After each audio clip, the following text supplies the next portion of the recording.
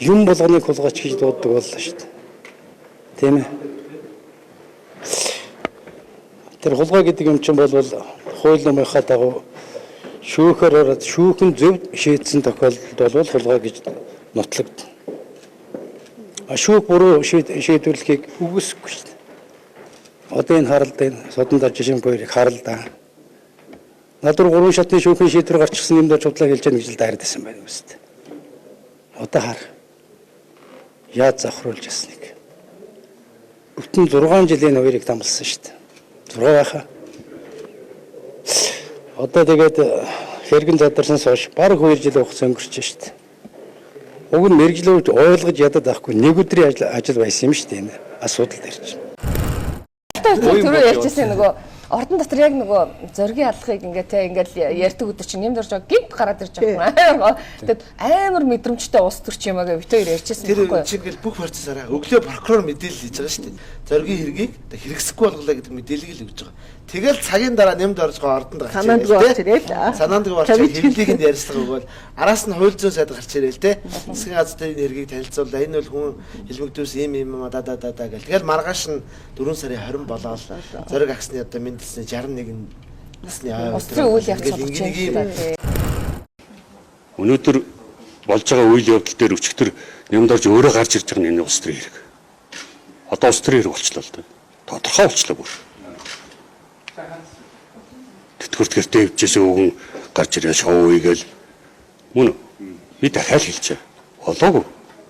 Магадгүй бүх юм эхлэлж байж магадгүй одоо. Энэ хэрэгсэхгүй болгож байгаа үйл явдал нь ер нь нөгөө захиалагчийг илрүүлэхгүй гэсэн улс төрийн зорилго байх магадaltaй. За би түрүүн таарч хэлсэн. Намайг 17 оны 10 сарын хүнд Бацаанд нэмд орж хоёр ээлжилж гарч ирэл хоцыг ажлаас нь хосоол ерөөсө 2-7 хоногийн дараа захиалагч нь зарлана гэсэн юм шүү дээ. Та нар санаж байгаа үү? Тэр бичлэгүүд байгаа. Өнөөдөр хэдэн он. Ингээд энэ асуултыг тэдрээс тавих хэрэгтэй. Захиалагч нь аав гэдэг. Тэд нар яаж мэдээд байгаа?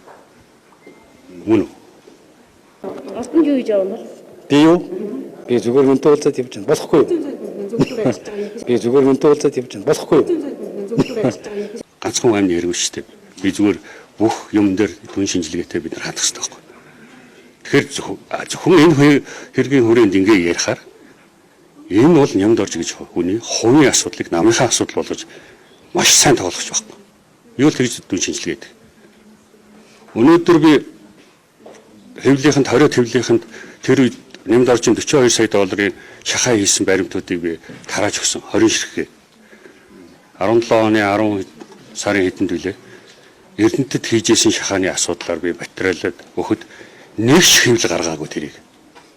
Өнөөдөр хүртэл тэр дараастай байна. Энэ хэвлэлүүдтэй хаалтан гэрээ нэмд орж хийж чадчих. Агуу мөнгөтэй хүн шнаач. Хоёр амбард амьдэрдэг агуу мөнгөтэй. Ордонд юу хийж байгаа юм бол? Би юу? Би зүгээр үнтэй уулзаад явж байна. Болохгүй юу? Тэр 3 шатны шүүхийг яах гэж? Тэр олон шатаасан хүүхдийг яах гэж? Тэр олон шатаасан хүүхдийг яах гэж? Мөн үү? Тэгээд тэр босод тэр нууцлалтнаас гаргах ёстой тэр гүйцэтгэх ажлын материалуудыг яхаа ил болохгүй. Би ойлгохдоо тэр нэлээд олон цагийн бичлэг байна гэж ойлгоод байгаа шүү дээ. Байгаа ч гэж гадарлаад байна. Яг хүн болгон ингэж ойлгодог байхгүй юу? Би хэрэгт нөлөөж болтгоо, хэрэгт оролцож болтгоо. Энэ хэргийг манай тагнуулын байгууллага дээр удирж исэн ажлын хэсэг гэдэг байгаа. Миний өмнө байсан улсууд тэд нар удирдах аваад явж исэн асуудал. Би байгууллагын даргын хувьд л тодорхой одоо юу гэдэг байгууллагын төлөвлөгөө баталж өглөө гэж би ялгасан шүү дээ. Тэр улсуудын төлөвлөгөө баталж өглөө тийм үү? Гэтэл хууль зүйн сайдаар нямд орж гэж хүн ажиллаж байхад хууль зүйн сайд нямд орж цагдаагийн байгууллагын төлөвлөгөө баталж байгаа. Шүүхийн шийдвэрийн төлөвлөгөө баталж байгаа тийм үү? Хэлийн зэргийн төлөвлөгөө баталж байгаа. Гэхэд нямд орж сайдын үед одоо яг бидэрт Төв аймагт таслагтаа явж исэн жишээлбэл 2 цагт хүн амны хэрэг хийсэн шүү дээ. 60 хэдэн хүнийг нас боогод алсан байхгүй. Та нар өргөд хараарай. Энэ материал тэд нар ялаа байгаа шүү дээ. 2 цагт хүн амны хэрэг хийсэн шүү дээ. 60 хэдэн хүнийг нас боогод алсан байхгүй. Та нар өргөд хараарай. Энэ материал тэд нар ялаа байгаа шүү дээ. Хүн алчаад байхад юу ирүүдэн шүү. Мөн үү? Хүн алчаад байхад юу ирүүдэн шүү. Мөн үү? Гэтэл энэ төлөвлөгөөнүүдийг ингээд нэмд орж баталж байгаа. Нэмд орж тэр төлөвлөгөө энэ байгууллагуудын төлөвлөгөө батсан гэдгээр бол надтай адилхан энэ фактууд дээр үндэслүүл надаас 10 дахин ялгах юм байхгүй. Цагтаа хүн алдсан. Шүүхийн хилийн зэрэг дээр офицер нь зэрэгээ буудаад алдсан. Мөн үү? Юу лээ? Цагдаагийн сургуулийнхан бөөнөрөө зугаалж явж байгаа даваарт ороод 2 нас барсан ч гэдэг юм уу. 2 нь 3 ч үлээ. Ийм хэрэгүүд зөндөө. Тэгээ та нар эргээд юмнаа тухайд үз.